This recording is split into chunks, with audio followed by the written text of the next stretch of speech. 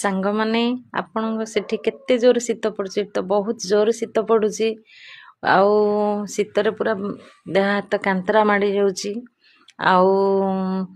मोर गोटे पिला दिनर कथा मने पड़ुची मोर जेजे बापा जेतबळे थिले आमे बहुत सान थिलु छोट थिलु जेजे बापा पाख जमा छाडौना सब बेले तांको पाखरे बसु से गप कहंती आउ भागवत भी पढ़ंती आउ शीत दिने गोटे मजा कथा हुए कौन ना शीत दिने आमे जेजे बापा पाखरे ही शु हाँ कौन पाई ना जेजे बापा कहंती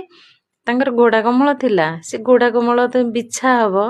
से कमल धेरे आम कंटी कंटी लागे किंतु जेजे बापा लागे आमको भल लागे से घोड़े होंती माने आमे घोड़े हबु आउ सी कौन करंती ना जिते अतिरिक्त शीत हुए कहती माँ माने आम बो को कहे माँ बिल्ली कमलाटा माँ बाहर कर दिए काढ़ी दिए घोड़ी हवा बहुत शीत पड़िलानी। अच्छा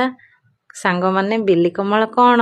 आपण जानती आपण जदि जाने बिल्ली कमल कौन क्या कहती आपण कमेंट माध्यम रे जनइबे। जय जगन्नाथ।